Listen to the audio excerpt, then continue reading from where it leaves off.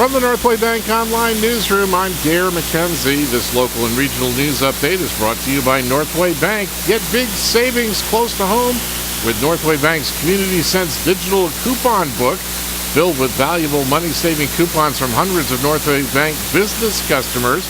Visit northwaybank.com for more info. Northway Bank, with 17 locations throughout New Hampshire. The people you know, the bank you trust. Member FDIC, equal housing lender.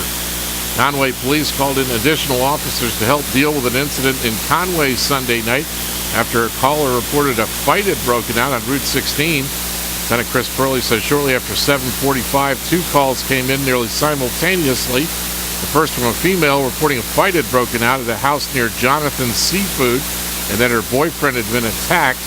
And the second, a call from Memorial Hospital in North Conway that a patient in the emergency room there was being treated for a stab wound to the abdomen. Purley says officers and detectives responded to both locations and determined 20-year-old Cody Parmenter of Kids Corner in Freiburg, Maine, was the stabbing victim.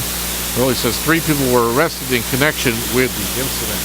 Tasha L. Crotty of 328 White Mountain Highway for second-degree assault, alleging that she stabbed Cody Parmenter in the abdomen. Karen Bryan of 100 South Chatham Road in Freiburg, and a Brian K. Parmenter Jr. of 18 Kids Corner, Freiburg, Maine.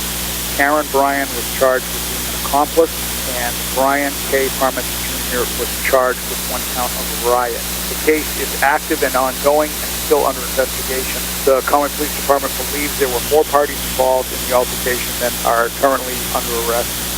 44-year-old Karen Bryan is the mother of the alleged victim, Cody Parmenter, and the mother of one of the defendants, 21-year-old Brian Parmenter Jr. It's not immediately clear what Crotty's relationship is to the other. She's 20 years old.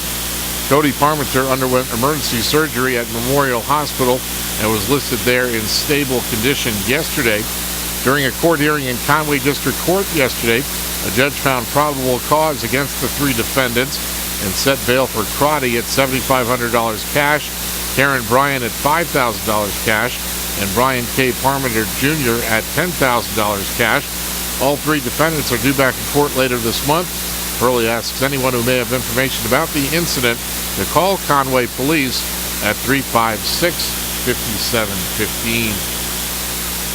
U.S. Senator Kelly Ayotte of New Hampshire is pressuring the U.S. Forest Service to keep private campgrounds on forest land open during the government shutdown. Closure of 21 campgrounds in New Hampshire's White Mountain National Forest was announced last week. It comes at a bad time.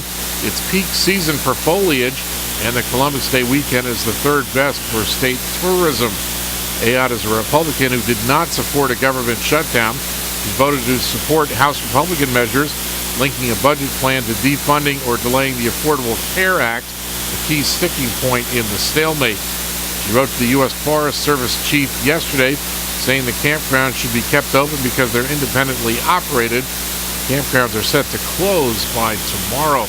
Here's the latest information about the White Mountain National Forest. Trails, pull-offs, campgrounds, and picnic areas in the forest remain open. All feed tubes have been closed, and forest recreation passes are not required in the forest while the government shutdown continues. Law enforcement personnel remain stationed in the forest, but the ranger stations are closed.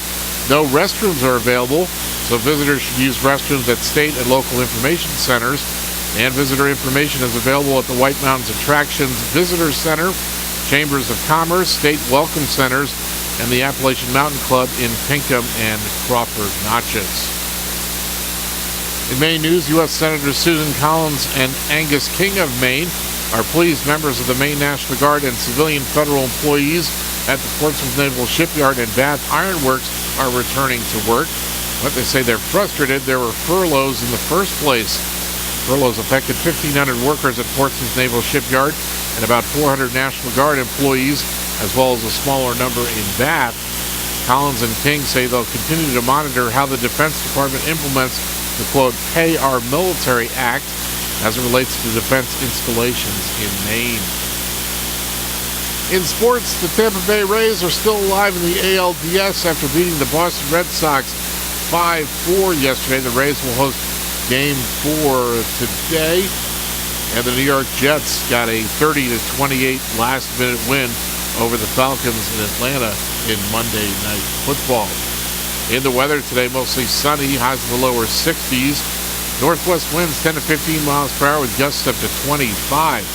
Mostly clear tonight, a chance of frost in sheltered areas after midnight.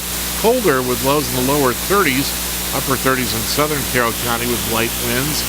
And a chance of frost in sheltered areas in the morning Wednesday. Sunny with highs in the lower 60s. From the Northway Bank Online Newsroom, I'm Pierre McKenzie.